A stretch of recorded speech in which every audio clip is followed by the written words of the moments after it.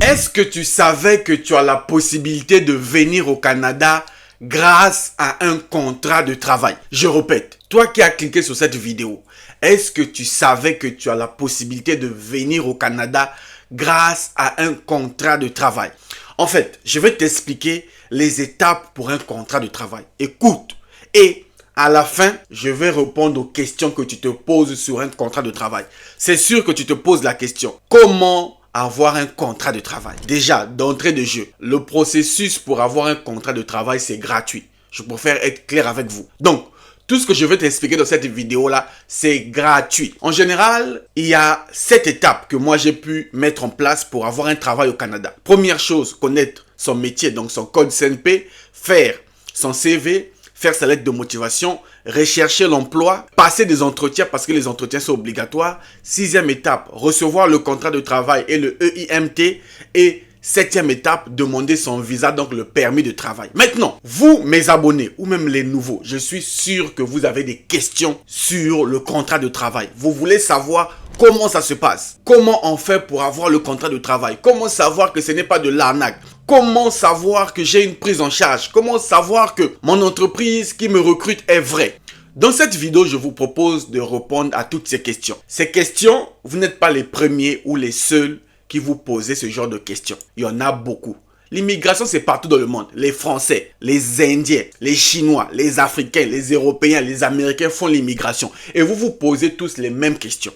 Alors, je suis tombé sur une plateforme fiable qui répond à vos questions. Donc, sois là. Si tu cherches le travail, regarde cette vidéo du début jusqu'à la fin. D'ailleurs, s'il te plaît, dis-moi dans les commentaires quel est ton métier. C'est quoi ton métier? Parce qu'il y a des gens qui ne connaissent même pas son métier. Un exemple, j'ai discuté avec un monsieur. Il me dit que lui, il est technicien en froid et chauffage. Alors qu'au Canada, son métier, c'est pas technicien en froid. Au Canada, on lui appelle mécanicien en froid. Donc, toi aussi, dis-moi dans les commentaires quel est le nom de ton métier au Canada. Maintenant, sans plus tarder, allons sur l'écran de mon ordinateur. Nous allons voir ensemble les questions-réponses. Ok? FAQ, questions-réponses sur le contrat de travail et comment l'avoir. Et je suis sûr qu'à la fin, tu auras des solutions qui vont te permettre d'aller décrocher et éviter des erreurs parce que vous faites tellement des erreurs.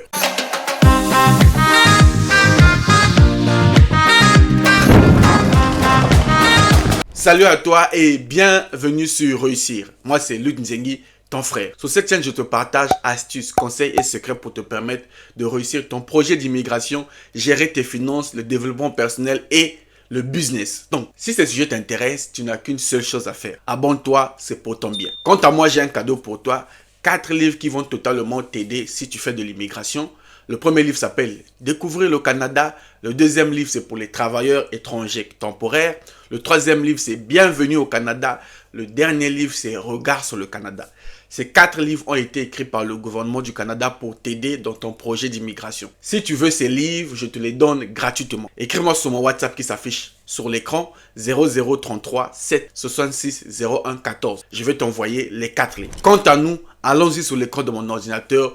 Nous allons voir les questions-réponses sur les contrats de travail au Canada pour vous, les travailleurs étrangers, depuis votre pays d'origine. Et on se retrouve sur l'écran de mon ordinateur pour voir les questions-réponses sur le recrutement des travailleurs étrangers. Je le dis toujours dans toutes mes vidéos, si tu veux être sur le même lien que moi, dans la description, je mets toujours le lien des sites. Pourquoi je mets les liens des sites? C'est pour te permettre d'aller vérifier toi-même. Sur ton téléphone, sur ta tablette, sur l'ordinateur. Donc, va dans la description, tu auras le lien. Donc, le recrutement à l'international, les questions-réponses. Depuis plusieurs mois, les entreprises québécoises font face au même problème. La pénurie de main-d'œuvre. L'embauche de travailleurs locaux est devenue une tâche très difficile. Une solution pour remédier à cette situation est le recrutement des travailleurs étrangers à l'international. Est-ce que vous comprenez l'importance de l'immigration? C'est pour vous recruter, vous les travailleurs étrangers à l'international. Le recrutement international est un processus qui peut être long et les démarches sont assez complexes. Malheureusement, il y a plusieurs mythes et fausses croyances qui entourent le recrutement international. Et Ce que cela implique réellement pour les employeurs. Est-ce que vous avez les connaissances nécessaires pour recruter à l'international? Nos experts répondent aux questions les plus fréquentes. Ok, allons-y. Combien d'employés minimum une entreprise doit-elle avoir pour avoir recruté à l'international? Réponse. Il n'y a aucun minimum d'employés requis pour pouvoir recruter à l'international. Cependant, les entreprises qui souhaitent embaucher plusieurs travailleurs étrangers temporaires à bas salaire, moins de 23 $, doivent se soumettre à la règle qui limite à un maximum de 10% de travailleurs étrangers par lieu de travailleur. Par exemple, une entreprise qui compte 100 employés ne peut pas embaucher plus de 10 employés étrangers à bas salaire.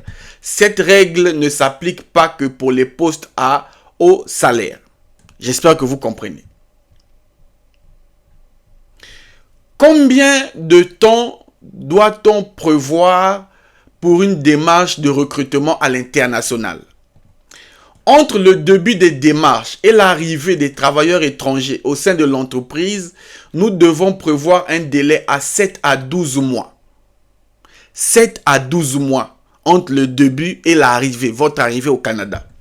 Les délais varient selon les volets dans lesquels les démarches sont faites au gouvernement et selon la charge de travail dans les bureaux de visa qui traitent les demandes de permis de travail pour les travailleurs étrangers. Je ne fais que lire pour vous. J'espère que vous avez des réponses. Si vous n'avez pas bien entendu, allez-y lire vous-même. Je ne peux pas lire tout à votre place et me répéter. Est-ce que la quarantaine de 14 jours est imposée à tous les travailleurs étrangers qui arrivent au Canada? Non. La réponse. Les travailleurs étrangers temporaires sont soumis aux mêmes règles gouvernementales que les voyageurs qui reviennent au Canada. Actuellement, les travailleurs doublement vaccinés avec les vaccins reconnus par le gouvernement canadien doivent simplement présenter un test PCR. Bon, ça c'est à la période du Covid. Cette question n'est plus d'actualité, le Covid est déjà fini. Ok. Les vaccins du Covid sont-ils obligatoires? Ça, non. C'est plus obligatoire. La réponse est non. Sixième question. Quelle est la durée contractuelle d'un permis de travail pour les travailleurs étrangers? La durée contractuelle d'un permis de travail pour les travailleurs étrangers temporaires peut aller jusqu'à 3 ans et il est renouvelable. Donc, le contrat de travail peut aller jusqu'à 3 ans et on peut te renouveler si ça finit. Est-ce que vous comprenez bien les questions-réponses? Ok. Septième question. Est-ce que l'employeur doit fournir un logement et nourrir les travailleurs étrangers qu'il embauche? Parce que vous croyez que tout est pris en charge. Tout est pris en charge. Écoutez la réponse. Non. Pour les employés à bas salaire, moins de 23 $, les responsabilités des employeurs est de fournir un logement pour la durée et fournir une assurance privée en attendant qu'il soit admissible pour l'assurance maladie. L'employeur n'est pas responsable de nourrir le travailleur. De plus, si vous embauchez plusieurs travailleurs, ils peuvent partager un même logement. Est-ce que vous comprenez? Ok. J'espère que vous avez des réponses à vos questions. Est-ce que certaines régions du Canada peuvent bénéficier des démarches plus rapides que d'autres? Non. La réponse est non. Toutes les régions du Québec doivent passer par le même programme, sans passe-droit. Cependant, plusieurs métiers sont admissibles au traitement simplifié, ce qui permet une démarche plus rapide et simple. Ok. Voici une liste des métiers. Bon, ça, on va revenir sur ça plus tard. La page n'est pas disponible. Neuvième question. Les employés doivent fournir les outils de travail aux employés ou aux travailleurs étrangers. Est-ce qu'on doit te fournir des outils de travail? Oui. Les employeurs doivent fournir aux travailleurs étrangers les outils dont ils ont besoin dans le cadre du travail. Cela s'applique au même titre qu'un travailleur local qu'il s'agisse de vêtements de travail particuliers, bottes ou outils. 10e question. Les travailleurs étrangers doivent-ils soumettre plusieurs tests médicaux et vérifications des antécédents judiciaires avant d'avoir accès au permis de travail? Oui, nous nous assurons que les travailleurs sont en bonne santé. Tu dois être en bonne santé et qu'ils n'ont pas d'antécédents judiciaires. Il ne faut pas avoir des problèmes avec la justice. Nous effectuerons plusieurs tests et plusieurs vérifications afin d'éviter toute surprise ou problématique. Vous l'ayez. Soyez en bonne santé et n'ayez pas de casier judiciaire rempli. 11e question. Est-ce que les employeurs sont responsables légalement de leurs travailleurs étrangers pour la durée du contrat? La réponse est non. Le travailleur étranger est une personne à part entière. Il est l'unique responsable de ses gestes. L'employeur n'a pas de responsabilité envers les travailleurs étrangers ou les travailleurs locaux. La seule responsabilité qu'il a est au niveau des engagements mentionnés dans le EIMT. Toi là-bas, tu pars faire la pagaille, c'est ton propre problème. 12e et avant-dernière question. Les travailleurs ont-ils accès à la même échelle salariale, aux mêmes avantages? La réponse est oui. Les travailleurs étrangers, toi qui regardes cette vidéo, doivent avoir les mêmes avantages et les mêmes droits que les travailleurs de l'entreprise, ainsi que leur salaire doit être adéquat à l'échelle des salaires en vigueur. Dernière question. La question. Les entreprises doivent-elles payer le billet d'avion aux travailleurs pour leur permettre d'aller visiter leur famille? Oh non, l'entreprise doit me payer pour aller revoir ma famille en Afrique ou ailleurs. Non, la réponse est non. Les employeurs ne sont pas obligés de donner les vacances supplémentaires ou de couvrir les billets d'avion.